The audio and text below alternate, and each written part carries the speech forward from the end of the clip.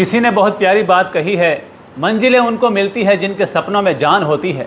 मंजिलें उनको मिलती है जिनके सपनों में जान होती है। केवल पंखों से कुछ नहीं होता, हौसलों से ही उड़ान होती है, हौसलों से ही उड़ान होती है। एक युवक बहुत निराश हो गया। घर में नकारात्मक माहौल, गरीबी की स्थिति, घर वाले भी कोई सपोर्ट नहीं कर रहे, पढ़ाई में भी मन नहीं लग रहा, क्योंकि जब चारों तरफ नेगेटिव माहौल होता है तो पढ़ाई में भी मन नहीं लगता है। जॉब के लिए भी खूब ट्राई किया, लेकिन कोई ढंग का जॉब ही नहीं मिल रहा था। बार बार जॉब मिल रहा था तो संतुष्टि नहीं मिल रही थी, जॉब छूट रहा था। परिणाम वो बहुत परेशान हो गया, बहुत निराश हो गया, बहुत हताश हो गया, बहुत दुखी हो गया।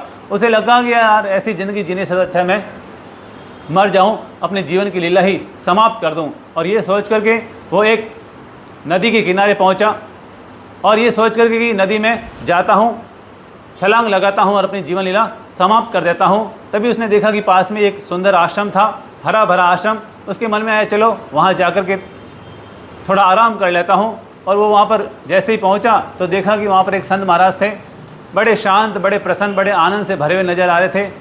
उनके पास जाकर के उसको थोड़ा सुकून मिला, थोड़ी शांति मिली।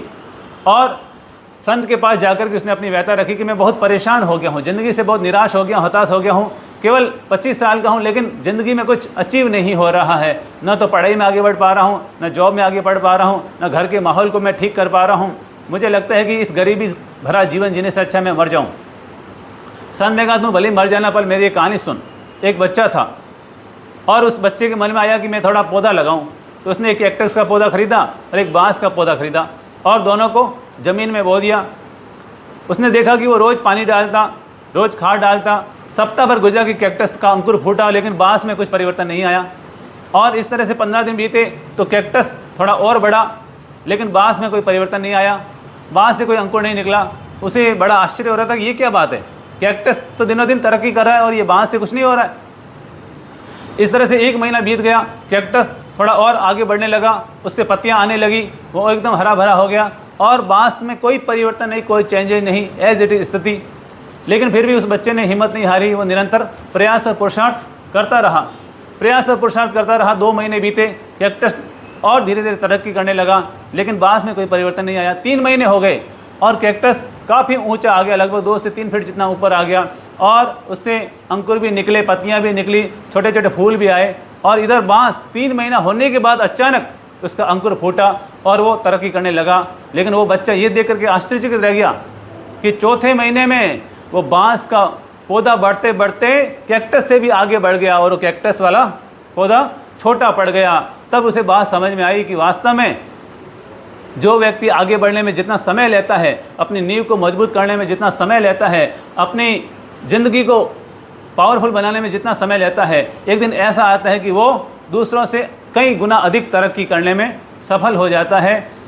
ये जब घटना उस युवक ने गुरु महाराज के, संत महाराज के मुख से सुनी तो उसको बड़ा मोटिवेशन मिला और उसने जीवन में ठान लिया कि ज़रूर मेरे जीवन में जो ये विपरीत परिस्थितियाँ हैं, ये मुझे मजबूत बनाने की कोशिश कर रही है, मुझे मजबूत बनाने का प्रयास कर रही है। अब मैं हिम्मत नहीं हारूंगा, धैर्य रखूंगा और फिर पूरे आत्मविश्वास के साथ आगे बढ़ूंगा।